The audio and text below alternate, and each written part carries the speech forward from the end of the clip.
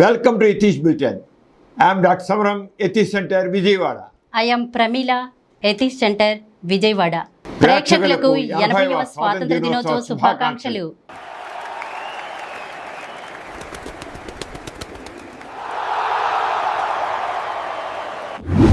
ముఖ్యాంశాలు: దేవుడు లేడు, మనిషే సర్వోన్నతుడు, బానిస మనస్తత్వం వద్దు, మనిషే కర్త, కర్మ, క్రియ, ప్రముఖ నాస్తికులు గోరా.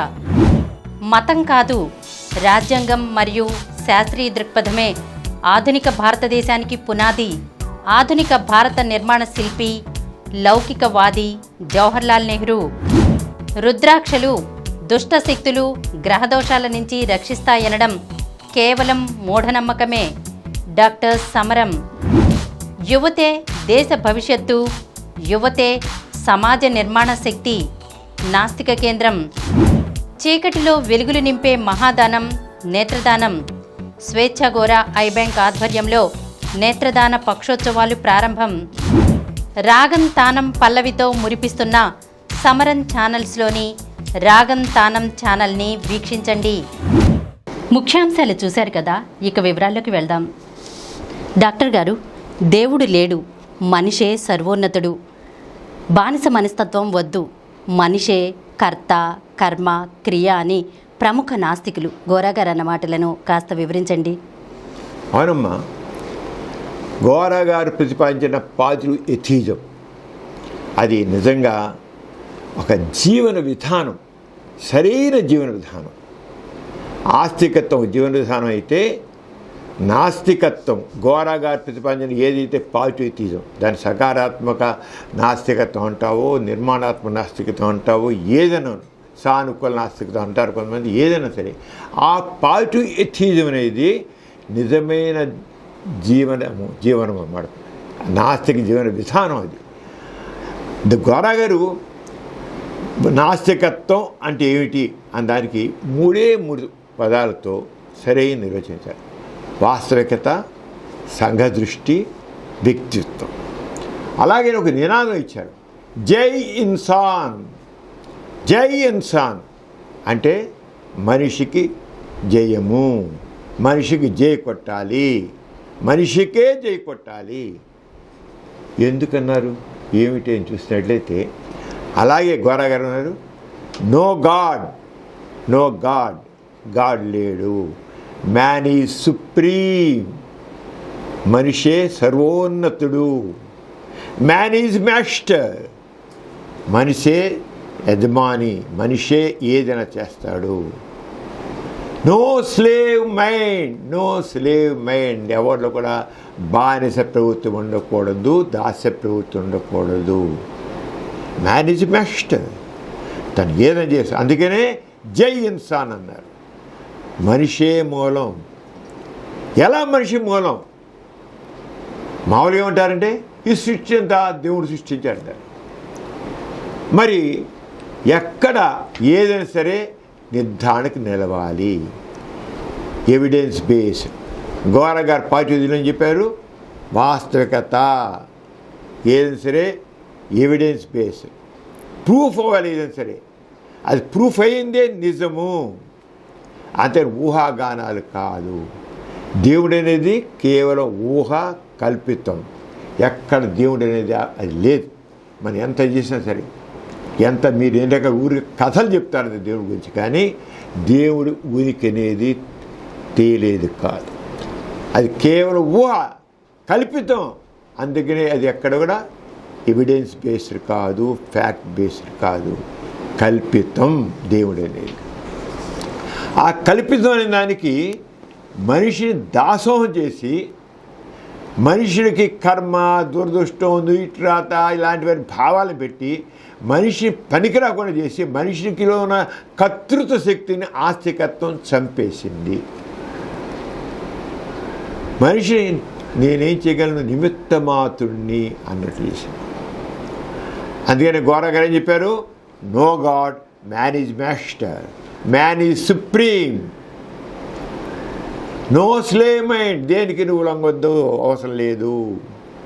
ఇప్పుడు మనిషే నువ్వు తీసుకున్నట్లయితే, ఆది మనిషి తీసుకున్నట్లయితే వాడు మామూలు. తర్వాత నిదానంగా మెదడు డెవలప్ అయ్యి వాడు నిదానంగా తెలుసుకుంటూ వచ్చి సత్య శోధన చేస్తూ ఈరోజు ఇలా తయారయ్యారు.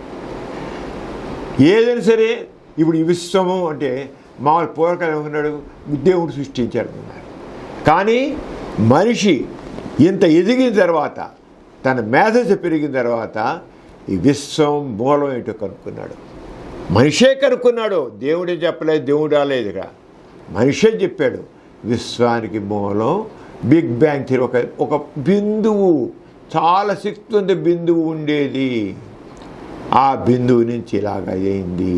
చాలా శక్తి మనం దీని గురించి తెలుసుకున్నాం, బిగ్ బ్యాంగ్ థియరీ గురించి ఇద్దరికి తెలుసుకున్నాం.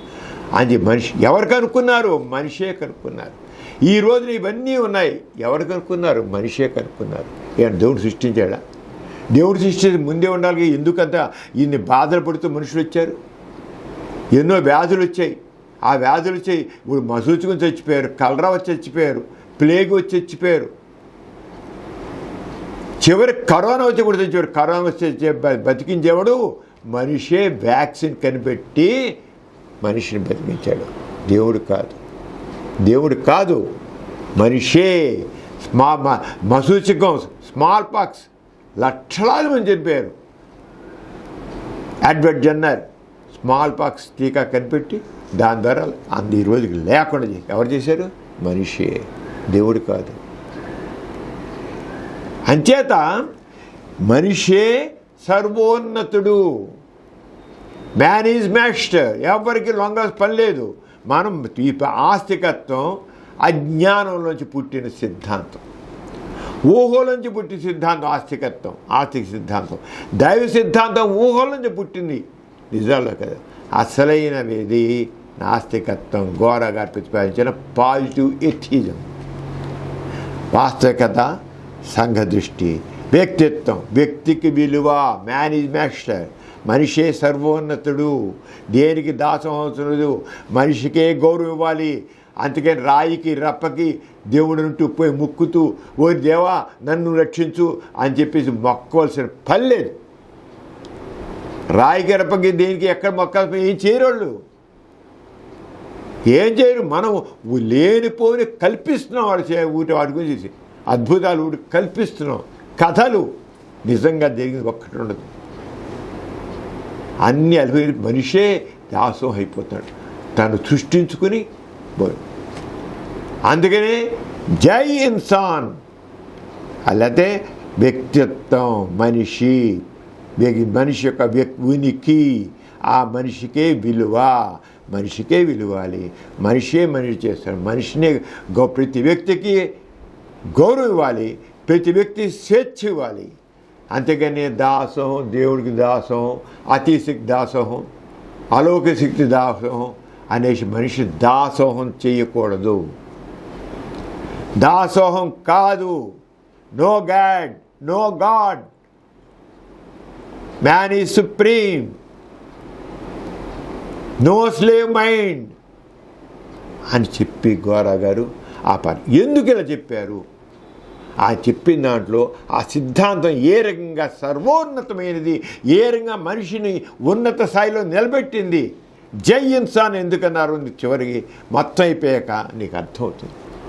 జై ఇన్సాన్ అంటే మనిషే ఏ చేసినా, దేవుడు కాదు, రాయి రప్ప కాదు, దేవుడు కాదు, మనిషే. అందుకే మ్యాన్ ఈజ్ మాస్టర్.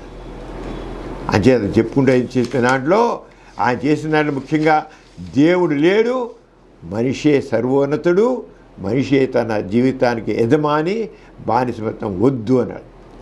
అంచేత దీంతో ఒక నూతన సామాజిక వ్యవస్థ, ఆస్తిక సమాజం వేరు, ఆస్తిక మధ్య నూతన సామాజిక వ్యవస్థకి గోరా గారు నాంది పలికారు. ఎందుకు? అదేంటంటే ఆయన ప్రతిపాదించిన పాజిటివిజంలో ముఖ్య సూత్రాలంటే స్వేచ్ఛ. మనిషి దేనికి దేవుడికి దాసం కాదు, కర్మకి, దురదృష్టానికి, నురిటికి, అదృష్టానికి దేనికి దాసం కాదు. స్వేచ్ఛగా ఆలోచించగలడు, స్వేచ్ఛగా చేయగలడు, దేనికి లొంగవలసిన అవసరం లేదు, దేవుని దయ కోసం చూడవలసిన పని లేదు, దేవుని కృప కోసం వేచి ఉండవలసిన పని లేదు. మనిషే చేసేది. క్రియేటివిటీ ఎక్కడి నుంచి వస్తుంది? మనిషి బ్రెయిన్లోంచి వస్తుంది, దేవుళ్ళలోంచి కాదు. అంచేత మనిషికి ఎప్పుడైతే స్వేచ్ఛ ఇచ్చావో, నువ్వు దాసం కాదు, దేవుని కృప, దేవుని ఆదేశాన్ని మీద చూడవు, నీవు చక్కగా శక్తివంతంగా పనిచేస్తావు. దేవుని ఆదేశం కోసం ఎదురు చూస్తావు, అవనేమవుతుంది పని. అంతే స్వేచ్ఛ, మనిషికి స్వేచ్ఛ, క్రియేటివిటీ, సృజనాత్మకత. నువ్వు ఆలోచించు, నువ్వే ఆలోచించే, దేవుడు కాదు, దేవుడు అనేవాడు లేడు, నువ్వే ఆలోచించే సృజనాత్మకత. ఆ సృజనాత్మకత వల్లే ఇది సమాజం తన ముందుకు వెళ్తుంది.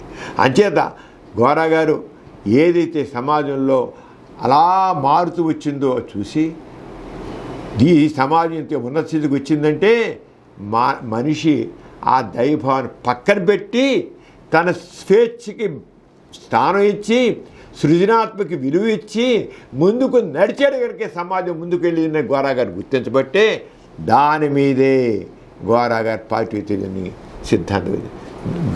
దేవుడి ఆధారపడకు, దేవుడి అబద్ధం, నువ్వే సర్వస్వం. మ్యాన్ ఈజ్ మాస్టర్, మనిషే సర్వోన్నతుడు. నువ్వు కృషి చేయి, స్వేచ్ఛగా ఆలోచించు, దేనికి దాసం అవసరం లేదు. అంచేత ఆయన చేసేది ఏంటి? స్వేచ్ఛ, సమానత్వం. మనుషులందరూ ఒకటే, వాళ్ళు ఎక్కువ తక్కువ కాదు. ఆస్తికత్వంలో ఏముంది? కులాలు ఉన్నాయి, మతాలు ఉన్నాయి, రకరకాల భేదభావాలు ఉన్నాయి. ఆస్తికత్వంలో ఒక మతం ఇంకో దేవుడు, ఇంకో ఇంకో దేవుడు, ఒక మతం కులాలు ఇంకో దేవుడు, శాఖలు ఇంకో దాంట్లో ఇంకోటి. ఏం లేదు, ఆల్ ఆర్ ఈక్వల్, అందరూ సమానమే. అలాగే శాస్త్రీయ విజ్ఞానం, శాస్త్రీయ పదం, క్రిటికల్ థింకింగ్. ఏదైనా సరే నువ్వు లాజికల్ థింకింగ్తో, క్రిటికల్ థింకింగ్తో, శాస్త్రీయంతో ఎందుకు, ఏమిటి, ఎలా, అది శాస్త్రీయం. ఏదైనా సరే ఎందుకు, ఏమిటి, ఎలా, శాస్త్రీయ ఆలోచించు, అంతేగాని ఏదో ఇంకోటి కాదు. అలాగే మానవ బాధ్యత. దేవుడు లేడు, ఏదైనా పని జరగాలంటే నువ్వే చెయ్యాలి. ఈ సమాజంలో ఇన్ని అసమాజం ఉన్నాయంటే అది తొలగించాల్సింది నువ్వే, దేవుడు కాదు. దేవుడు కాదు, ఎవడు కాదు. ఇక్కడ తెలియంది కూడా లేదు. మనుషులు సరిగ్గా చేయకపోవడం వల్ల ఇన్ని అసమానతలు వచ్చాయి. మనుషులు ఊరుకోబట్టి ఇన్ని అసమానతలు వచ్చాయి. ఈ దారిద్ర్యం ఉన్నా, అసమానతలు ఉన్నా, ఈ దోపిడీ ఉన్నా, దుర్మార్గం ఉన్నా, అంతా కూడా మనిషి ఊరుకోబట్టి వచ్చింది. దేవుడి ఆధారపడి వచ్చింది. దేవా మనం రక్షించని తనలోన కర్తృత్వ శక్తిని చంపుకుని కూర్చున్నాడు. నో, నీలోన కర్తృత్వ చంపుని కూర్చోవలసిన పని లేదు. స్వేచ్ఛగా ఆలోచించు, స్వేచ్ఛగా పనిచేయి, నువ్వు ఎదుగుతావు. అది కూడా మనిషి విలువను గుర్తించి, మనిషి స్వేచ్ఛనిచ్చి, నువ్వు పని చేయగలని చెప్పి, మనిషి మేలుకొల్పి, మనిషి ముందు నేర్పించింది ఘోర పాజిటివిటీ. అది ఘోర అది అంత ఇదిగా. అందుకనే దేవుడు లేదు అని అలా తండ్రిని, దేవుడు లేదు కనుక ఏం చేస్తాం మనం? ఏదో దేవుడే చేస్తాడు అనుకున్నాం ఇంతకాలం. దేవుడు ఇంకెవడు చేస్తాడు? ఇంకెవడు చేస్తాడు? ఘోరగారం దేవుడు లేదంటాడు, ఇంతకు ఏదో దేవుడు చేశాడు అనుకుంటున్నాం. ఎలా దేవుడు లేదని చెప్పి నిర్ణయించావో బాధ్యత నీది. ఇంతవరకు మనిషే చేశాడు. ఎప్పుడు ఏంటి? దేవుడు లేడు కనుక నీ స్వేచ్ఛగా ఆలోచించు, నీలో క్రియేటివిటీ బయట తీసుకురా, నీలో శక్తి సామర్థ్యం బయట తీసుకురా. ఇంతకాలం మనిషి శక్తి సామర్థ్యం బయట తీసుకొచ్చాడు. అంతే బాధ్యత తీసుకో, పయనించు, విజయం నీదే. అంచేత దేవుడు లేడు అన్నాడంటే దానికి ఏంటి? నో కదా అంటే దేవుడు లేని అంగీకరించడం అంటే జీవితంలో బాధ్యతలను వదిలేయడం కాదు, వాటిని పూర్తిగా మనిషి భుజాలంలో వేసి చేసుకోవడం. పేదరికాన్ని, అనారోగ్యాన్ని, అసమానతల్ని, యుద్ధాలని, హింసని, ఇవన్నీ దేవుని సంకల్పం కాదు. వాటికి మన ఏదో పూర్వజన్మ ఏదో వచ్చే ఫలితం కాదు. ఇవన్నీ మానవ సమాజం సృష్టించిన సమస్యలు. మానవ సమాజం సరైనటువంటి ఇది లేక, సరైన బాధ్యత లేక, సరైన విలువలు తెలియక, మనిషి విలువ తెలియక ఈ రకమైన తెచ్చుకున్నారు. ఒకడు కొట్టుకు చచ్చారు. అందరూ ఒకటే, మానవులంతా ఒకటే. ఈ ద్వేషాలు all are humans, all are equal. మానవులంతా ఒకటే. ఎప్పుడు దేవుడు లేనన్నారో మనిషి తన బాధ్యతని స్వీకరిస్తున్నాడు. లేకపోతే ఏం చేసే బాధ్యత దేవుడికి తోసేస్తాడు. ఇక్కడ నిష్క్రియత రాదు, అతని కర్మణ శక్తి వస్తుంది. అలాగా అంచేత నాస్తిక ఏం చెప్తుంది? ప్రార్థన కాదు, ప్రయత్నం చెయ్యి, సాధిస్తావు. ప్రార్థనతో అవ్వదు, ప్రార్థన కాదు, కృషి చెయ్యి. ప్రార్థనతో నువ్వు ఏం సాధించలేవు, కృషి. ప్రార్థించుకుని నువ్వు ఏం చేయడం కూర్చుని అవ్వదు, కృషి. ప్రార్థన కాదు, ప్రయత్నం చెయ్యి, కృషి. అద్భుతాలు ఏం జరగవు, శాస్త్రీయ ఆలోచన కావాలి. ఎందుకు ఏమిటి చూడు, అందుకని ఏదో దేవుని ప్రార్థించేసి అయిపోతుంది, అద్భుతాలు ఏం జరగవు.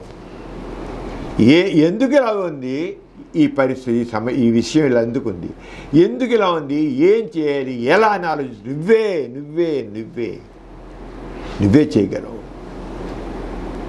అలాగే విధి కాదు, మానవ కృషి. నీళ్ళ పడున్నా, నా పేదరికంలో ఉంది, నా గతిలో ఉంది, నా విధిని కూర్చోకు, కృషి అయ్యి నువ్వు దాన్ని అధిగమిస్తావు. ఇవే సమాజానికి ముందుకు నడిపిస్తాయి. ప్రార్థనలు కాదు, అద్భుతాలు కాదు, విధి కాదు, సమాజం నడిపే మనిషి కృషి, మనిషి శాస్త్రీయ ఆలోచన, మానవ కృషే సమాజాన్ని ముందుకు నడిపిస్తాయి. అలాగే మ్యాన్ ఈజ్ సుప్రీం. గోడగారు పాటితులు మ్యాన్ ఈజ్ సుప్రీం అన్నారంటే మనిషి సర్వోన్నతుడు, మానవ గౌరవం అత్యున్నత విలువ. నాస్తికత్వంలో దేవుడు, మతం, పవిత్ర గ్రంథం అనేవాడికి స్థానం లేదు. ఇది మా బైబిల్ అంటే పవిత్ర గ్రంథం, ఖురాన్ అంటే పవిత్ర గ్రంథం, వేదాలంటే పవిత్ర గ్రంథాలు అంటారు. నాస్తికత్వంలో అలాంటి పవిత్ర గ్రంథాలు అనేవాడు విలువ లేదు, అవన్నీ కల్పితారు. అలాగే దేవుడు అనేవాడు లేడు. ఏముంది? మనిషికే విలువ ఉంది, వీడికి విలువ లేదు. ఇవన్నీ రాసుకున్నారని నేను పవిత్ర గ్రంథం బైబిల్లో చెప్పారు, ఖురాన్లో చెప్పారు, వేదాల్లో చెప్పారని కాదు, వాడు పక్కన పారేయండి. విలువ మనిషికే ఉంది. ఆ మనిషిని మా ప్రేమతో, మానవత్వంతో చూసుకో. మనిషిని మనిషిగా చూడు, అంతేగాని దేవుడిని నెత్తిని పెట్టుకోకు. మనిషిని చూసుకో, మనిషిని. అంటే నాస్తికత్వం ప్రతి మనిషికి సమాన గౌరవాన్ని ఇస్తుంది. ప్రతి మనిషి సమాన గౌరవాన్ని అర్హుడు. వాడు ఎక్కువ కాదు, తక్కువ కాదు. ఆస్తికత్వం అగ్రకులస్తుడు, వాడు ఎక్కువ మంచి గొప్పవాడు తప్ప ఏ అందరూ ఈక్వల్, ఆల్ ఆర్ ఈక్వల్ అందరూ. అలాగే ఆస్తికతలో పుట్టుకతోనూ, కులంతోనూ, మతంతోనూ, లింగంతోనూ, భాషతోనూ, సంపదతోనూ ఏదో గొప్పతనాన్ని ఆపరిస్తారు. కానీ ఘోరాగా అదేం కాదు, ఏ విధంగా కూడా అది పనివారు. ఏ మనిషి ఒక కులం ప్రకారంగా కానీ, లేదా మతం ప్రకారం కానీ, సంపద ప్రకారం కానీ ఏ రకంగా కూడా ఎక్కువ కాదు, ఆల్ ఆర్ ఈక్వల్. ఎంత సమానత్వం నుంచి ఘోరాగా ప్రతిపాదించారు చూసుకో. ఆస్తికత ఇన్ని అసమానతలు ఉన్నాయి, నాస్తికత్వంలో ఎంత సమానత్వం ఉంది. ఆ సంఘ దృష్టి అంతే అన్నమాట. అంచేత మ్యాన్ ఈజ్ మాస్టర్. ఏ చేసిన మనిషే చేస్తాడు. మనిషే దేవుడు కాదు, మనిషే చేస్తాడు. మనిషే మూలం, ఏది కనుక్కున్నా మనిషే. అంచేత తన జీవితాన్ని విధి, దైవం, జాతకం లేదా అదృష్టం నడిపిస్తానని నమ్మే వ్యక్తి క్రమంగా ఆధారపడమైన స్థితానికి వెళ్తాడు. ఆశలు ఏం చేస్తాడు? ఆధారపడిపోతాడు దేవుని మీద, వాటి విధి మీద, జాతకం మీద, దైవం మీద, అదృష్టం మీద. ఏదో చేస్తాడు, కూర్చుంటాడు, ఏం చేయడు. వేస్ట్ పిల్లవాడు ఆస్తువుడు. ఎందుకు పయించి వాళ్ళు సక్రియ శక్తి ఉండదు. అంచేత ఆ దాస్య ప్రవృత్తిని, బానిస ప్రవృత్తిని వదిలేయి. ఎవడో చేస్తాను వదిలేసాయి. నువ్వు చెప్పినది నాస్తికత్వం ప్రతి వ్యక్తికి నువ్వే చేయగలవు అని ఒక ధైర్యాన్ని ఇస్తుంది. మనిషే చేస్తుంది, ఇంకెవడు కాదు.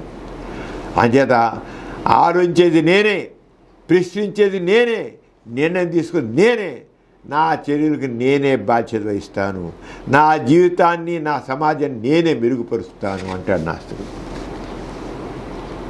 ఎక్కడ దేవుడు కాదు చేసేది.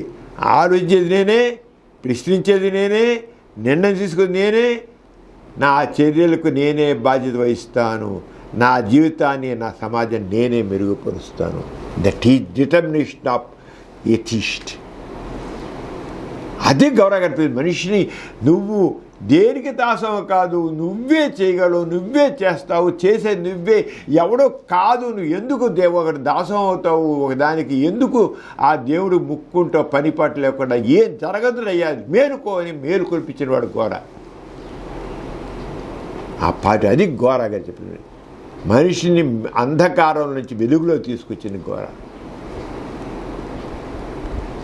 అకర్మణ్య శక్తి నుంచి సక్రమణ శక్తిలో మార్చింది ఘోర. అలా మార్చేది ఘోర మాట. అంచేత ఈ స్వతంత్ర పౌరుడుగా చేసి తీసుకొచ్చాను నేను.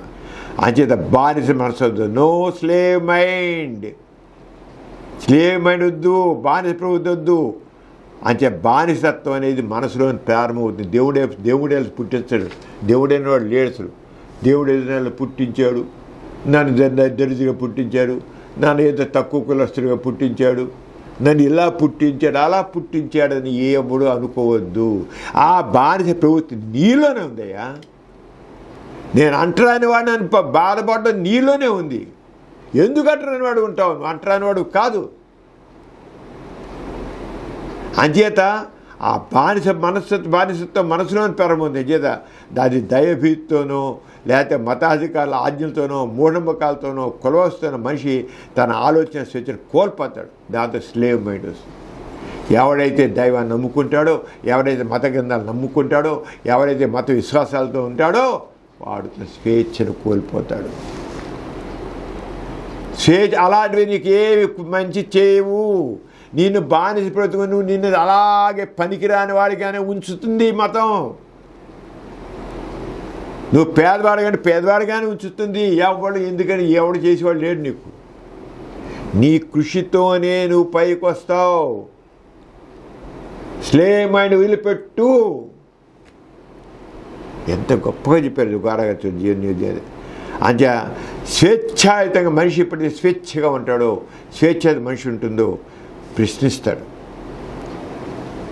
ఆధారాలు కోరుతుంది. ఏం చెప్తుంది? ఆధారాలు కోరుతుంది. దేవుడు ఉన్నాడు లేదు విధి అది ఇదేంటంటే ఏంటి ఆధారం? ఏంటి దేవుడు అంటావు? దేవుడు ఏంటో చూపించవయ్యా, ఎక్కడ దేవుడు చూపించు, ఎలా చూపించు. అలాగే శాస్త్రీయంగా ఆలోచించి, అలాగే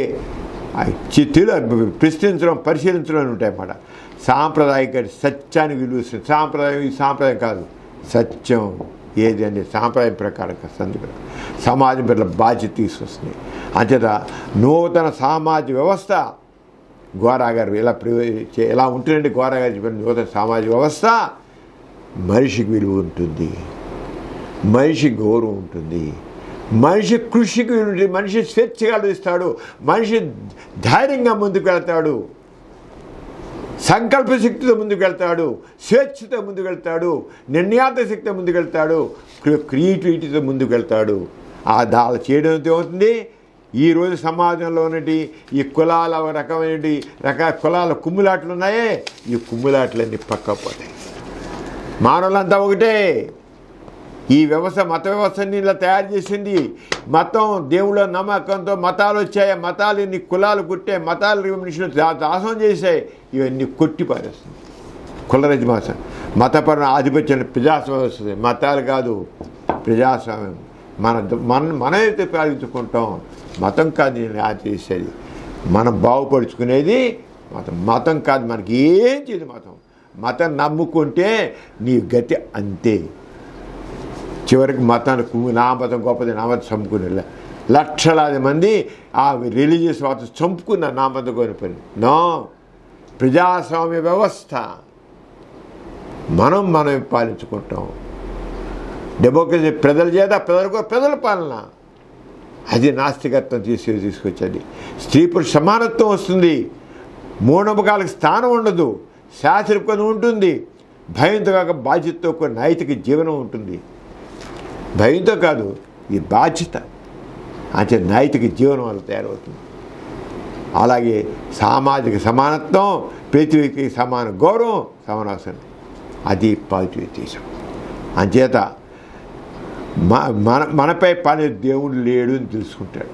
ఎప్పుడైతే గోరా గారి పాజిటివ్ అర్థం చేసుకుంటారో మనపై పాలించడానికి దేవుడు లేడు. మనపై అధికారం చెలాయించడానికి మతం లేదు. మనల్ని బానిసలుగా మార్చే మనస్తత్వానికి స్థానం లేదు. వివేకం, శాస్త్రీయపదం, సమానత్వం, మానవత్వం, బాధ్యతలు కూడిన మనుషులే న్యాయమైన సమాజాన్ని నిర్మిస్తారు. అర్థం చేసుకుంటారు. ఎప్పుడైతే నువ్వు ఇవన్నీ వదిలించుకున్నావో కదా వాళ్ళకి మన శుభ్రంగా ఈ ఉన్నవాళ్ళు వివేకం, శాస్త్రీయపదం, సమానత్వం, మానవత్వం, బాధ్యతలతో కూడిన మనుషులే న్యాయమైన సమాజం నిర్మిస్తారని గుర్తిస్తారన్నమాట. అంచేత ఘోరగా పాజిటివ్ నాస్తికత్వం ఏంటంటే దేవుడు లేడనే కాదు, మనిషే మూలం అని చెప్పడం. అంతేకాకుండా మానవ స్వేచ్ఛని గౌరవించడం, అలాగే సమానత్వాన్ని స్థాపించడం. సమాజం అందరూ ఒకటే, స్త్రీ పురుష తేడా లేదు, కుల మత తేడా లేదు, ఇచ్చుతకు తేడా లేదు, ధనికి పేరు తేడా లేదు. ప్రతి వ్యక్తిలో సామాజిక బాధ్యత పెంపొందడం, భయానికి బదులుగా ధైర్యాన్ని, మూఢనమ్మకాల బదులుగా శాస్త్రీయ ఆలోచనని, కులాలకు బదులుగా సమానత్వాన్ని, ఆధారపడే మనస్తత్వానికి బదులుగా ఆత్మవిశ్వాసాన్ని నెలకొల్పడమే పాజిటివిజం. చూడకి ఎలా ఉంటుందని చెప్పి అద్భుతాలతో కాదు జ్ఞానంతో, ప్రార్థనతో కాదు కృషితో, దేవుడి మీద ఆధారపడకుండా మనిషి తన బాధ్యతను గుర్తించి పనిచేసినప్పుడే నిజమైన నూతన సామాజిక వ్యవస్థ నిర్మితమవుతుంది. అందుకే ఒకటి తెలుసుకోవాలమ్మా, ఏంటంటే భయం ఏర్పడిన సమాజాలు దేవుడి పేరుతో, మతం పేరుతో, కులం పేరుతో, విధి పేరుతో, పూర్వజన్మ కర్మ పేరుతో మనిషిని బానిసగా మార్చాయి. వచ్చిన సమాజాలను చూస్తే అవి భయం ఆధారంగా వచ్చాయి. దేవుడి భయంగా, మత విశ్వాసాల భయ ఆధారంగా, మత గ్రంథాల ఆధారంగా ఏమవుతుందో మనిషికి ఏమవుతుందని ప్రతిదీ భయమే మనిషికి. దైవ విశ్వాసం భయం కలిగిస్తుంది, మత విశ్వాసాలు భయం కలిగిస్తుంది, మత గ్రంథాలు భయం కలిగిస్తాయి. అని భయం ఆధారంగా ఏర్పడిన సమాజాలు దేవుడి పేరుతో, మతం పేరుతో, కులం పేరుతో, విధి పేరుతో, పూర్వజన్మ కర్మ పేరుతో మనిషిని బానిసగా మార్చాయి ఆ సమాజాలన్నీ. స్వేచ్ఛ ఆధారంగా ఏర్పడిన సమాజాలు అవి మాత్రం మనిషి గౌరవాన్ని, సమానత్వాన్ని, హేతుబద్ధ ఆలోచనని, సామాజిక బాధ్యతని పెంపొందించాయి. నువ్వు చూసినట్లయితే మతాధారంగా ఉన్నాయి, అలాగకుండా స్వేచ్ఛ ఆధారంగా, వ్యక్తి విలువ ఆధారంగా వచ్చినట్లయితే అవి మాత్రం మానవ గౌరవం పెంచాయి, సమానతను పెంచాయి, హేతుబద్ధ ఆలోచన పెంచాయి, సామాజిక బాధ్యతని పెంచాయి. అంత తేడా నీకు. అంటే ఘోర ప్రపంచ సకారాత్మక నాస్తికత్వం అది ఈ రెండో మనకు ప్రాచుర్యం వహిస్తుంది. అది కేవలం దేవుడు లేని చెప్పే తత్వం కాదు, మనిషి తన జీవితానికి నిర్మాత, సమాజానికి బాధ్యత వహించాల్సిన వాడు, తన ఆలోచన తానే యజమాని ప్రకటించే జీవన విధానం. అందుకే ఘోరాత్మ తత్వాన్ని 4 వ్యాఖ్యలు చెప్పచ్చు. దేవుడు లేడు, మనిషి సర్వోన్నతుడు, మనిషే యజమాని, బానిస మనస్తత్వం వద్దు. అంచేత దేవుడు లేడని అంగీకరించడం అంటే, దేవుడిని అంగీకరించంటే నైతికను వదిలేయడం కాదు. దేవుడు లేడుగా నా ఇష్టం తిరుగుతాను, నా ఇష్టం చేస్తాను కాదు. దేవుడు లేడంటే నైతికం వదిలేయడం కాదు, బాధ్యతను దేవుడి మీద నుంచి మనిషి మీదకు తీసుకురావడం. పేదరికం, ఆకలి, రోగాలు, యుద్ధాలు, కులవివక్ష, లింగ అసమానతలు ఇవి దేవుని సంకల్పం కాదు, మానవ సమాజం సృష్టించిన సమస్యలు. కాబట్టి వాటి పరిష్కారాలు కూడా మానవులే కనుగొనాలి. మన కాసే ప్రార్థనలు కాదు, పరిశోధనలు కావాలి. ప్రార్థనలు కాదు, పరిశోధన కాదు, అద్భుతాలు కాదు, శాస్త్రజ్ఞానం కావాలి, విధి కాదు, కృషి కావాలి. ఇవే సమాజం ముందుకు నడిపించే శక్తులు. అంటే ఘోర దృష్టిలో, మళ్ళీ చెబుతున్నాను, ఘోర దృష్టిలో మనిషి సర్వోన్నతుడు. దేవుడు, మతం, గ్రంథం, కులం కంటే మనిషి విలువ గొప్పది. ప్రతి మనిషి సమాన గౌరవానికి అర్హుడు. పుట్టుకతో ఎవరికి గొప్పదాన్ని ఇవ్వదు. ఏ పుట్టుక కూడా ఎవరికి గొప్పదాన్ని ఇవ్వదు. పుట్టుక ఎవరిని తక్కువ చేయదు, ఎక్కువ చేయదు, తక్కువ చేయదు. కులం, మతం, లింగం, భాష, ప్రాంతం, ఆర్థిక స్థితి వంటి భేదాలు మానవ విలువలకు నిర్ణయించలేవు. మానవ సంక్షేమే అత్యున్నత విలువ. That is positive, that is Gora. Doctor గారు, మన ప్రతి బులెటిన్లో సామాజిక పురోభివృద్ధికి, మానవ కళ్యాణానికి తోడ్పడిన ఒక ప్రముఖ మహనీయుని గురించి చెప్పుకుంటున్నాం కదా, ఈసారి ఎవరి గురించి చెబుతున్నారు? ప్రిమిల పండిత్ జవహర్లాల్ నెహ్రూ. ఆయన అనగానే భారత ప్రధానే కదా అని అంటారు బావులుగా. వాడికి అంతే తెలుసు. కానీ జవహర్లాల్ నెహ్రూ లౌకికవాది. ఆయన పదవిలో ఉన్నంతకాలం కానీ అంత ముందు కానీ ఏనాడు గుడికి వెళ్ళ. గాంధీ గారు ఎప్పుడు గుడికి వెళ్ళలేదు తెలుసా నీకు? ఏనాడు ఒక దేవాలయం కాదు గాంధీ గారు వెళ్ళలేదు. దేవుని దేవాలయంకి వెళ్ళి దేవుని ముక్కోలే. అలాగే జవహర్లాల్ నెహ్రూ అంత ప్రైమ్ మినిస్టర్ అయినా సరే ఏ టెంపుల్కి వెళ్ళాలి, ఏ మతం కానీ దేనికి వెళ్ళలేదు, దేనికి వెళ్ళలేదు. జవహర్లాల్ అంతకాలం పాలించినా సరే అంటే అంటే జవహర్లాల్ నెహ్రూని అందరూ ప్రైమ్ మినిస్టర్ ఇచ్చాడు కదా అని. కానీ మనం 80వ భారత స్వాతంత్ర దినోత్సవ సందర్భంలో మనం పండిత్ జవహర్లాల్ నెహ్రూ ప్రథమ ప్రధానమంత్రి అయిన ఆ ప్రథమ ప్రధానమంత్రి ఏ రకంగా భారతదేశానికి ఆయన పునాది వేశాడు, ఒక లౌకికవాది ఏ రకంగా చేశాడు దాన్ని మనం తెలుసుకున్నాం. అంటే ఒక విజనరీ, ఒక విజన్తో ఏ రకంగా చేశాడు. తర్వాత కింద కంటిన్యూ చేయాలి, కానీ ఆయన ఏ విజన్తో. అంచేత లౌకికవాది, ఆధునిక భారత నిర్మాణ శిల్పి. ఈనాడు భారతదేశంలో అండి దాని ముందు ఫౌండేషన్ వేసింది. ఆ ఫౌండేషన్ చెడగొట్టేస్తున్నారు ఇంకో అనవసరంగా. ఆ లౌకికవాదం అని ఏం చేశారో ఆ లౌకికవాదాన్ని సెక్యులరిజం అంతా దాన్ని మార్చేయాలని చూస్తున్నారు. అంతా సోషలిజం సెక్యులరిజం అనేది. ఆ సోషలిజం సెక్యులరిజం అనే దాన్ని బాగా జనం మధ్యకి తీసుకొచ్చింది పండిత్ జవహర్లాల్ నెహ్రూ. సోషలిజం లౌకిక అది ఆయన చేత భారతదేశ స్వాతంత్ర అనంతరం దేశ నిర్మాణానికి పునాది వేసిన నాయకుల్లో జవహర్లాల్ నెహ్రూ ప్రముఖుడు. ప్రథమ మీద ఆయన అట్లా మరి లాల్ బహదూర్ శాస్త్రి కావచ్చు, గుల్జారీ నందా కావచ్చు, వీళ్ళందరూ కూడా చాలా బాగా చేశారు. అబ్బాయిని మనం తీశారు చాలా బాగా. ప్రతి వాళ్ళని మనం నిజంగా మొట్టమొదటి రోజుల్లో మన ప్రధానమంత్రి ఆ రోజుల్లో ఏమున్నాయి మనకు అలవాసులు అలా అసలు ఆధారాలు ఏమున్నాయి, ఆర్థికంగా ఏమీ లేదు. బ్రిటిష్ వాళ్ళు దోచుకుపోయి కేవలం ఒక బొచ్చే మన చేతిలో పడేసిపోయారు. ఆ రోజులు ఏముంది అసలు, ఏమైనా ఉందా మనకి అసలు? ఏ రకంగా ఉంది మన చేతి? దోచిపోయి వాళ్ళందరూ బాగా సంపన్నులుగా మారిపోయారు, మన బికార్లుగా చేసుకెళ్ళిపోయారు. బికార్లు ఎందుకంటే నాకు తెలుసు కనుక. మన స్వాతంత్ర్యం భారతదేశం ఎంత పేదరికంలో ఉండేదో అంత పేదరికంలో ఉన్నది ఇలా మార్చుకుంటూ చెరదవుతుంది. అంచేత ఆయన కేవలం భారతదేశం మొదటి ప్రధానమంత్రిగా మాత్రమే చూడడం కాదు, ఆయన ఒక ప్రజాస్వామ్యవాది. ప్రజాస్వామ్యం అంటే ఏదో మన ప్రజాస్వామ్యంలో మనం ఒక నిర్ణయాలు తీసుకోవాలంటే ఒక ఏదైనా డిసిషన్ తీసుకోవాలి. 2 వాదాలు జరుగుతుంటాయి, ఓటు వేస్తారు, ఒక వాదం గెలుస్తుంది, రెండో వాళ్ళు కూడా ఉంటారు. ప్రజాస్వామ్యంలో ఒక వాదం గెలిచిన ఆ వాదం గెలిచిన వాడు రెండో వాదం వాడిని కూడా సమానం గౌరవం మొత్తం ఇవ్వాలి.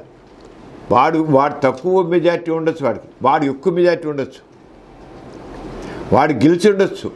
కానీ ఈ తక్కువగా వచ్చినవాడు మైనార్టీగా ఉన్నవాడు కూడా వాడిని కూడా రక్షించాల్సిన బాధ్యత ప్రజాస్వామ్యవాదికి ఉంది. ఇప్పుడు ఎలా కాదు, వాడిని ఎలా తొక్కేద్దాం, మనం మెజార్టీ సంపాదించాం, వాడిని తొక్కేయాలి, వాడిని అధోపాతం తొక్కేయాలి. ఇది నాటి ఈ రకమైన వాదన ఇప్పుడున్న ప్రజాస్వామ్యం. అప్పుడు కానీ నెహ్రూ అలా కాదు. ఆయన నిర్ణయాలు తీసుకున్నా, ఒకవేళ ఓటింగ్ జరిగినా రెండో వాటికి కూడా అంత గౌరవం ఇచ్చేవాడు. అందుకని జవహర్లాల్ నెహ్రూ ఎదురు లేదు. ఆయన తీసుకుని నిర్ణయం చేసిన రెండో గౌరవం ఇచ్చాడు, రెండో పక్క వాళ్ళ మాట కూడా విన్నాడు. అది ప్రజాస్వామ్యం, నిజమైన ప్రజాస్వామ్యం అండి అది. కానీ ప్రజాస్వామ్యం ఏం చేశారు? ముఠాస్వామ్యం, వ్యక్తి స్వామ్యం చేసి పరిచారు. ఇప్పుడు ఈ మన భారతదేశంలో ఈ ప్రజాస్వామ్యాన్ని వ్యక్తి స్వామ్యం, ముఠాస్వామ్యం, మతస్వామ్యం చేశారు. కానీ నిజమైన ప్రజాస్వామ్యవాది జవహర్లాల్ నెహ్రూ. ఆయన గురించి మనం చెప్పుకోలేదు. నిజంగా ఈ రోజున 80వ స్వాతంత్ర దినోత్సవం జరుపుకుంటున్నామంటే మనం ఇలాంటి వ్యక్తుల్ని మనం గుర్తించి ఆ ప్రజాస్వామ్య విలువల్ని, లౌకికవాద విలువలని, ఆ సోషలిస్ట్ విలువల్ని మనం మళ్ళీ తిరిగి పెంపొందించుకోవాలని. అంచేత ఆయన ఒక ప్రజాస్వామ్యవాది, శాస్త్రీయపదానికి మద్దతుదారు, మానవతావాది, ముఖ్యంగా లౌకికవాది, సెక్యులరిస్ట్, అందరికీ సమానం విలువించాడు. ఆయనేమి ఏ మతానికి దేనికి ఆయన ప్రాధాన్యత లేదు. ఈ మత బిడిదేటి చేస్తున్నారు, రామందిరాలు కట్టేస్తున్నారు, ఇది కట్టేస్తున్నారు, ఆ రెండు వాడిని ఎంత తొక్కియాలని చూస్తున్నారు. ఆయన ఎప్పుడు అన్ని మతాలకి సమానం విలువించాడు. ఒకదాని మీద ఎక్కువ, ఈ దేశంలో ఈ మతం చాలా ఎక్కువది కనుక దీనికి విలువ ఎక్కువ, తక్కిన వాడు కాస్త నోరు మూసుకుండండి అని ఏనాడల్లా. ఈ భారతదేశంలో ప్రతి ఒక్కళ్ళు భారతీయులైన ఫీలింగ్ ఇచ్చాడు నేను నెహ్రూ. ఈ దేశం నాది, నేను భారతీయుడని ప్రతివాడు ఫీల్ చేసుకోదు. ఏ రంగైతే మహాత్మా గాంధీ గారు స్వాతంత్ర్యం నడిపినాడు, భారతీయులంతా ఒక్కటే, మేము భారతీయులం ఒకటే మహాత్మా గాంధీ ఏ రంగా అందరికీ సమానమైన విలువ, అన్ని మతాల వాళ్ళకి అందరికీ సమాన విలువ ఇచ్చి ఎలాగ స్వాతంత్ర్యం నడిపాడో, జవహర్లాల్ నెహ్రూ స్వాతంత్ర ప్రధానమంత్రి అయ్యాక కూడా ఆయన అందరూ ఒక్కటే, భారతీయులంతా ఒక్కటే, ఒక మతం ఎక్కువది కానీ వాళ్ళు ఎక్కువ, తక్కువ మతం తక్కువ అని కాదు, ఈయన అందరూ సమానమే, భారతీయులంతా ఒకటి, భారతీయులందరూ సహోదరులే. ఇక్కడున్నాడు వాడు కూడా నేను ఈ దేశం నాది కాదు, ఈ దేశంలో నాకు విలువ లేదని ఆ రోజులు ఎవ్వడం అనుకోవాలి, ఇప్పుడు అనుకుంటున్నారు.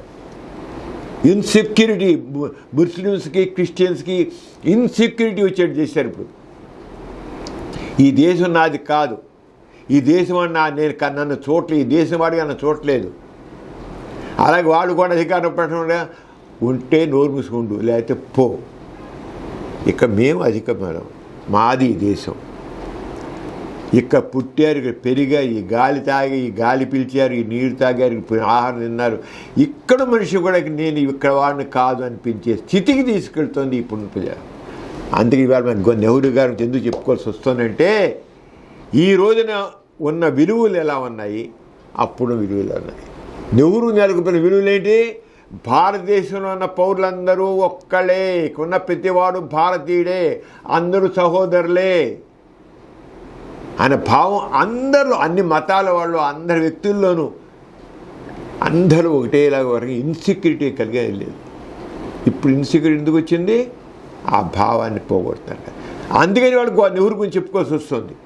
లేకపోతే నెహ్రూ గురించి చెప్పుకోవాల్సిన వల్ల ఆయన ఎంత గొప్ప మానవతావాది, లౌకికవాది అని తెలుసుకోవాలి. లౌకికవాది అయినప్పుడే, నిజమైన లౌకికవాది అయినప్పుడే వాడు అందరూ ఫీల్ అవుతారు. నెహ్రూ చూసిన ఈ దేశం నాది కాదా అనే ఫీలింగ్ ఎవ్వడికి లేదా. నేను భారతీయుడని గర్వంగా చెప్పుకున్నాడు ప్రతి మతస్థుడు. ఈ దేశం నాది అని గర్వంగా ఫీల్ అయ్యాడు. ఇప్పుడు గర్వంగా ఫీల్ అవ్వడం వీళ్ళు లేకుండా అయిపోతుంది. అందుకే నెహ్రూ గురించి మనం తెలుసుకోవాలి. నెహ్రూ లౌకికవాదం ప్రభుత్వాన్ని మత ప్రభావం నుంచి స్వతంత్రంగా ఉంచడం. మతం అనేది ప్రభుత్వ వ్యవహారాలు రాకూడదు, మత వ్యవహారాలు ప్రభుత్వంలోకి రాకూడదు.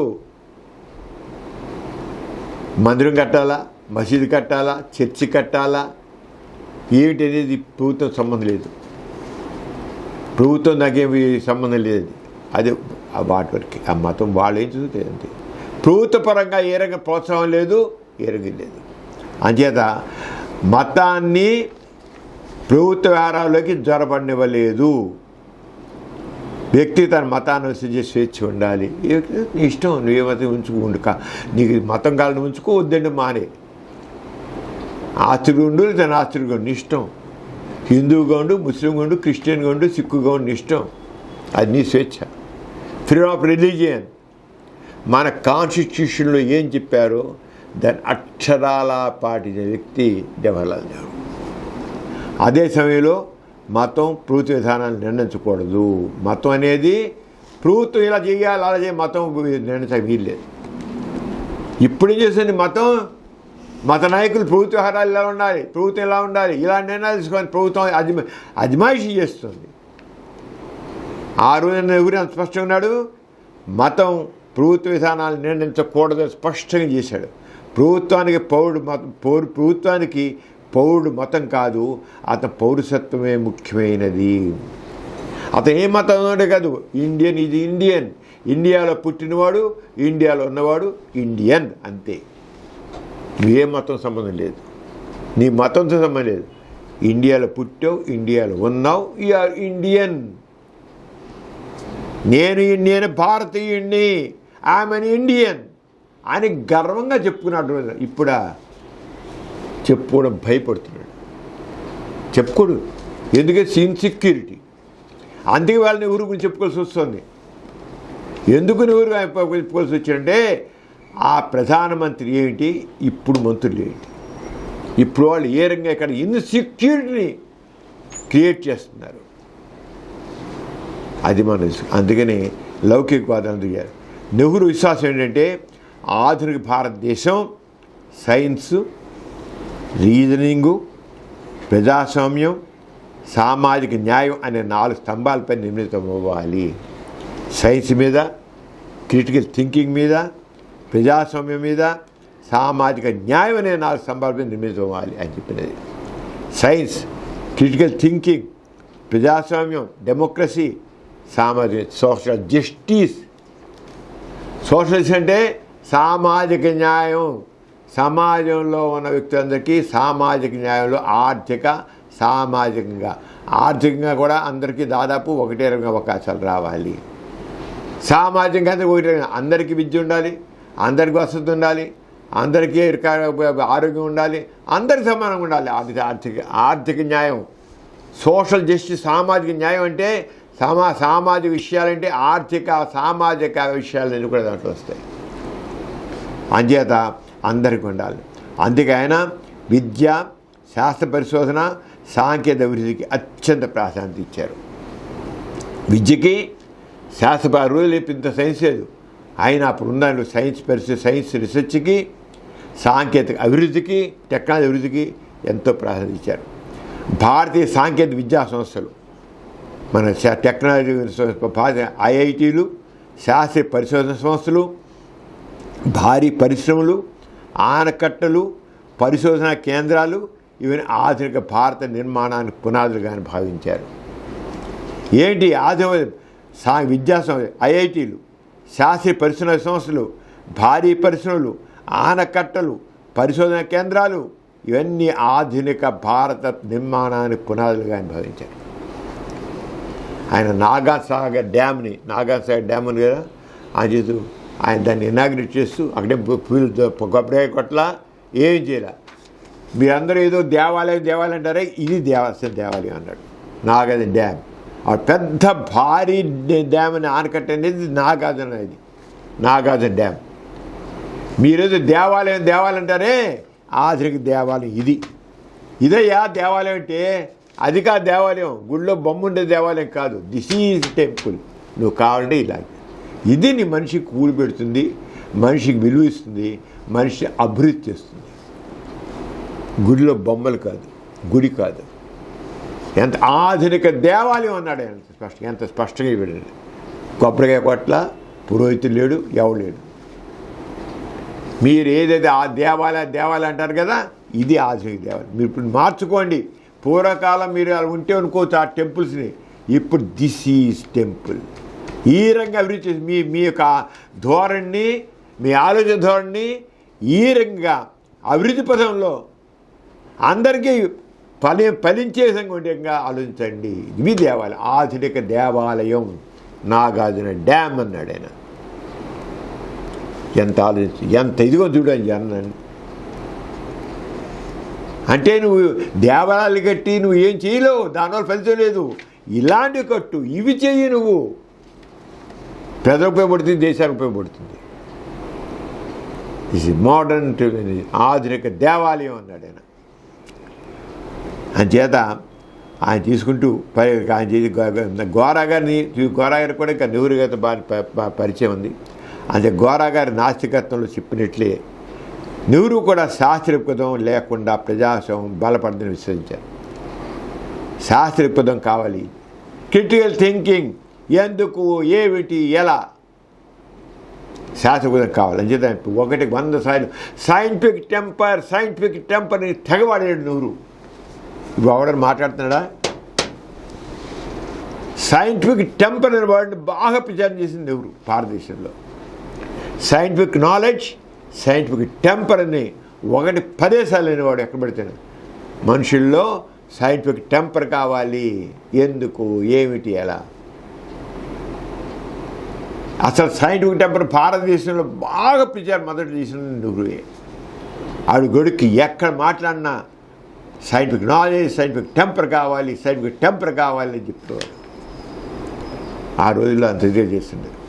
అంచేత మూఢనమ్మకాలు, మత విద్వేషం, కుల వివక్ష, అంధవిశ్వాసాలు దేశ ప్రగతికి అడ్డంకులని చెప్పాడు. ఎంత స్పష్టంచాడు? మూఢనమ్మకాలు, మత విద్వేషం, కుల వివక్ష, అంధవిశ్వాసాలు దేశ ప్రగతికి అవరోధాలు ఎవరు చెప్పారు.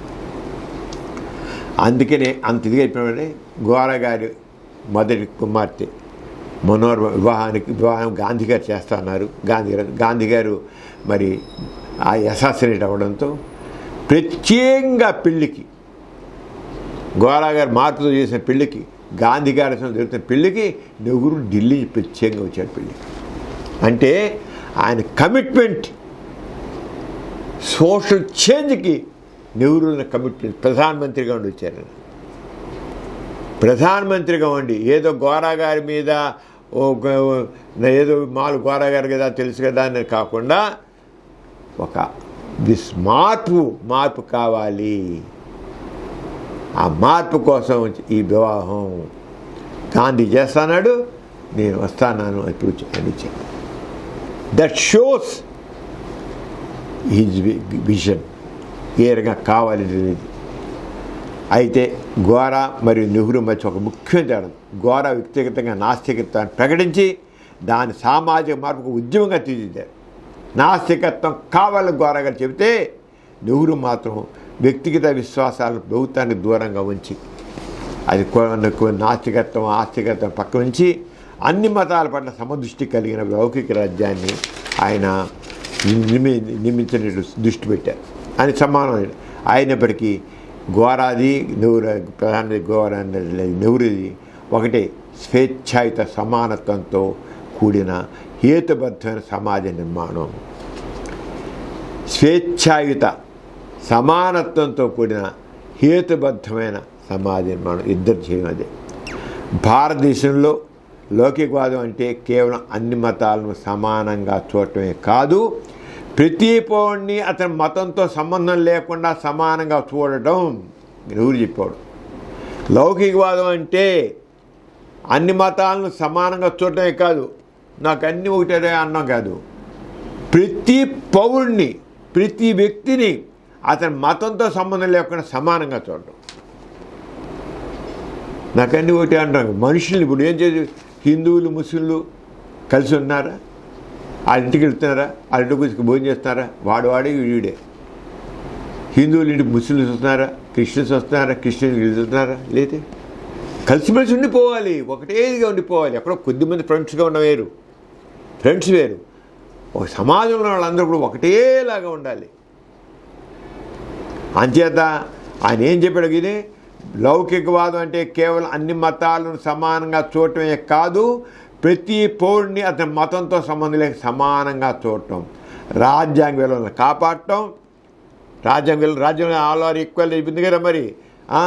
రాజ్యాంగ విలువలను కాపాడటం, శాస్త్రీయ విధానం సైంటిఫిక్ టెంపర్ని పెంపొందించడం, మత విద్వేషం, కుల వివక్షకు తావు లేకుండా ప్రజాస్వామ్యాన్ని బలోపేతం చేయడం, ఇవన్నీ నెహ్రూ ఆలోచనలో ప్రధాన అంశాలు.